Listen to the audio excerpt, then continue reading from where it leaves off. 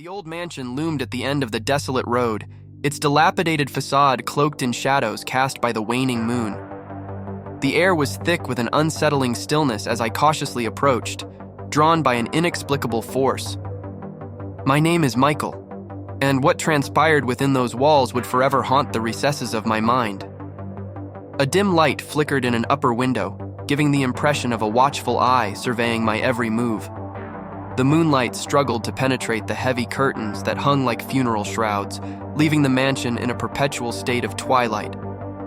My heart pounded in my chest as the creaking of the rusty gate echoed through the oppressive silence. I had heard rumors of the mansion's dark history, a family cursed, whispers of tormented souls, and a malevolent presence that clung to the very essence of the decaying structure. Despite the warnings, an irresistible curiosity had driven me to explore the abandoned estate, to unravel the mysteries that lay within. The front door, its wood warped and splintered, groaned open with a sound that resonated through the empty halls. I stepped over the threshold into a grand foyer, adorned with faded wallpaper and a grand staircase that seemed to ascend into the abyss. Dust danced in the feeble beams of moonlight that filtered through cracked windows. As I ventured deeper into the mansion, a chilling breeze whispered through the halls, carrying with it the echoes of ghostly laughter and indistinct murmurs. The air itself seemed to pulse with an otherworldly energy, making each step heavier, each breath more labored.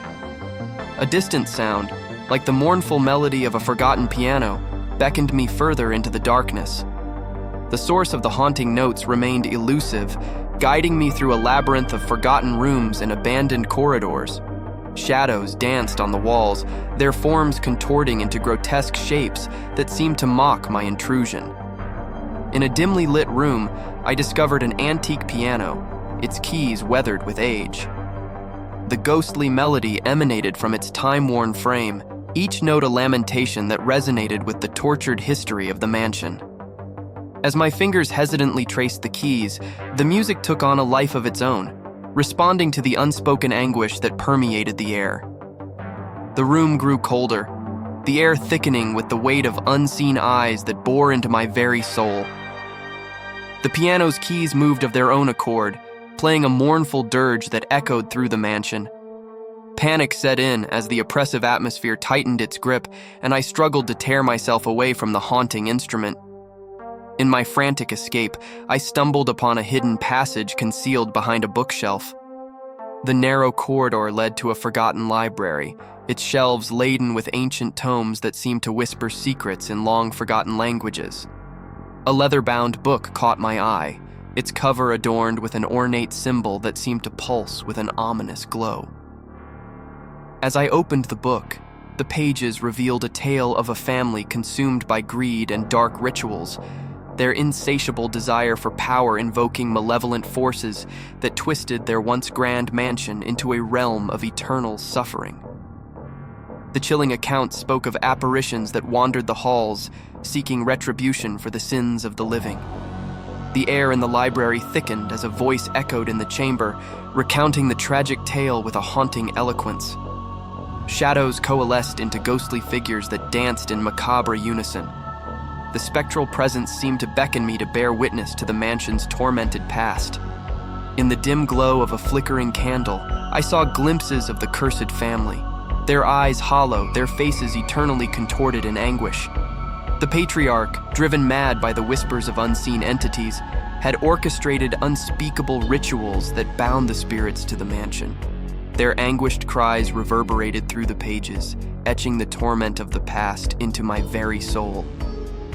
Driven by an inexplicable compulsion, I retraced the steps of the cursed family, venturing into the mansion's bowels where the rituals had taken place. The air grew dense with an oppressive malevolence, and the walls seemed to pulse with a heartbeat that mirrored the mansion's tortured history. In a forgotten chamber, I discovered an altar adorned with symbols of an otherworldly origin. A ghostly apparition materialized before me, the tormented spirit of the patriarch, his eyes burning with an otherworldly fire. The chamber echoed with a spectral chant as the patriarch implored me to break the curse that bound his family to the mansion. Fear and determination waged a battle within me as I hesitantly reached for the ancient symbols etched into the altar. The room quaked as the symbols glowed with an ethereal light, and the tormented spirits wailed in a chorus of release. The oppressive energy lifted, and the mansion seemed to exhale a sigh of relief. As the last echoes of the spectral chant faded, the apparitions dissipated like morning mist. The air in the chamber lightened, and an eerie calm settled over the mansion. I stood alone, surrounded by the remnants of a tortured history that now lay in peaceful repose. The mansion, once a realm of despair, transformed before my eyes. Moonlight streamed through the cracked windows, casting a gentle glow that bathed the grand staircase and faded wallpaper in a serene light. The oppressive stillness gave way to the quiet rustling of leaves outside, and the heavy atmosphere lifted, leaving behind a sense of cathartic release. With hesitant steps, I retraced my path through the abandoned halls. The oppressive silence was replaced by the soft whispers of the wind that carried with it the echoes of a bygone era. The once malevolent presence that clung to the mansion had dissipated, leaving behind a haunting beauty in its wake. As I crossed the threshold and stepped out into the crisp night air, I cast a final glance at the mansion, a relic of the past now freed from the shackles of its haunted history. The wind carried a gentle murmur, a ghostly whisper that seemed to thank me for unraveling the mysteries that had bound the mansion to a legacy of suffering. The moon cast a silvery glow on the mansion's facade as I walked away, the echoes of the haunting melody and tormented wails fading into the distance. The road ahead stretched into the unknown, but I carried with me the weight of a story untangled, a curse broken, and the restless spirits finding peace in the quiet of the night.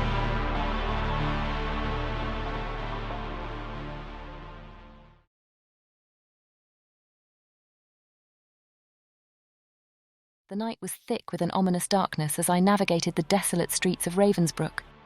The pale glow of flickering street lamps cast eerie shadows on the cobblestone paths, and a bone-chilling wind whispered through the air.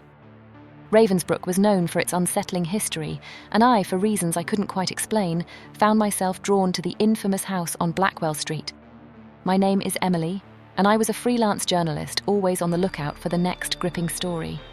The tales surrounding the Blackwell House were the stuff of local legend, a cursed mansion with a history steeped in tragedy and malevolence.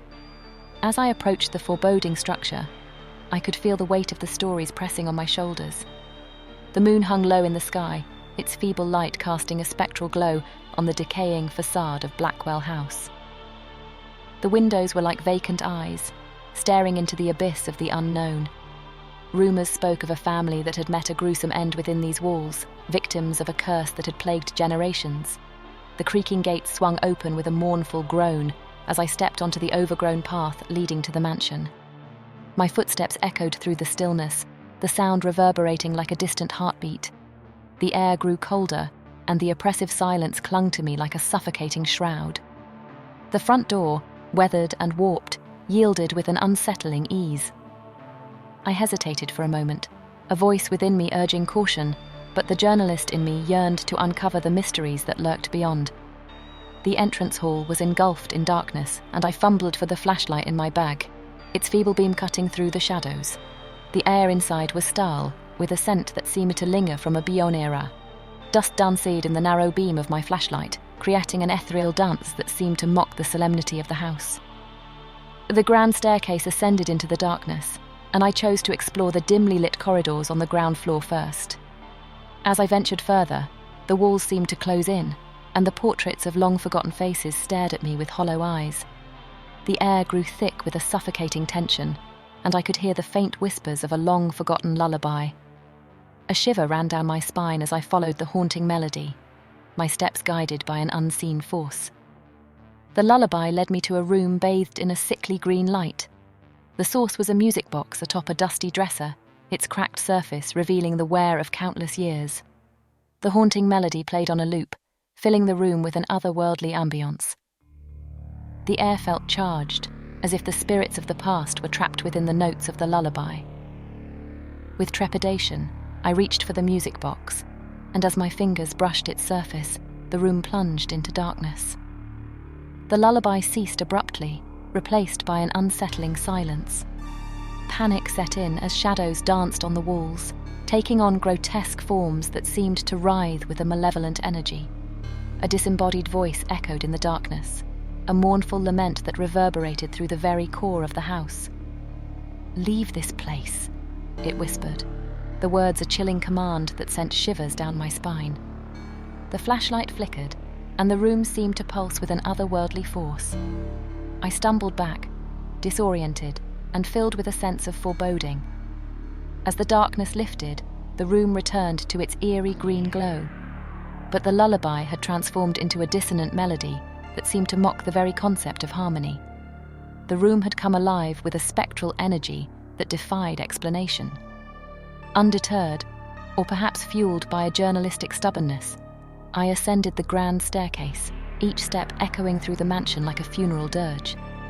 The upper floor was a labyrinth of forgotten rooms, and the oppressive atmosphere intensified with every doorway I crossed. In one room, I discovered a dusty library filled with decaying books that seemed to chronicle the cursed legacy of Blackwell House. The pages spoke of tragic deaths, unexplained disappearances, and a malevolent force that clung to the very foundations of the mansion. The stories seemed almost fantastical, the stuff of nightmares, but the pervasive unease in the air told me otherwise. As I continued my exploration, I stumbled upon a hidden passage that led to a forgotten attic. The air grew thick with a suffocating energy, and the dim light revealed a room adorned with relics from a bygone era. Antique toys lined dusty shelves, their lifeless eyes staring into the void. A vintage rocking chair swayed eerily, as if moved by an unseen hand. A child's laughter echoed through the attic, playful and yet tinged with a spectral quality. My breath caught in my throat as I realized I was not alone. The room seemed to come alive with the presence of an unseen entity, and the temperature plummeted as an unseen force brushed against my skin. The child's laughter morphed into a mournful wail, and the vintage toys rattled on the shelves. The atmosphere crackled with an unsettling energy as the room became a battleground between the living and the supernatural. My every instinct screamed at me to flee, but a determination to uncover the truth rooted me to the spot. In the midst of the spectral turmoil, a figure materialized before me, a young girl with tear-streaked cheeks and vacant eyes. Her voice trembled as she spoke, a whisper that cut through the chaos.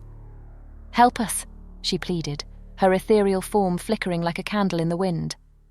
The room seemed to pulse with the collective anguish of the trapped souls, their plea for release echoing through the attic. My hands trembled as I reached into my bag, retrieving an old journal I had brought with me. The pages were filled with arcane symbols and incantations, remnants of research conducted in preparation for this very moment. With the journal in hand, I began to recite the incantations, the words resonating with a power that transcended the mortal realm. The attic quivered as the trapped spirits wailed in a cacophony of release. The vintage toys fell silent, and the rocking chair ceased its eerie swaying. As the final incantation left my lips, the room erupted in blinding light. The child's apparition smiled, her form dissipating like mist in the morning sun. The attic, once a battleground, embraced a newfound tranquility. The air felt lighter, and a sense of peace settled over Blackwell House. Exhausted and shaken, I descended the grand staircase, the weight of the stories I had uncovered etched into my very being. The oppressive darkness that had clung to Ravensbrook seemed to lift, and the moon cast a soft glow on the now still streets. I stepped out of Blackwell House, the front door groaning closed behind me. The night air felt crisp, and a distant howl of a lone wolf echoed in the distance. The mansion loomed in the background, its secrets now laid bare, and the tales of tragedy and malevolence whispered away by the winds of redemption. As I walked away from Blackwell Street, I couldn't shake the feeling that the spirits I had encountered were finally at rest. The haunted mansion, once a realm of nightmares, had become a chapter in a story of release and closure. The darkness that had shrouded Ravensbrook had yielded to the light of resolution, leaving behind a tale that would echo through the cobblestone streets for generations to come.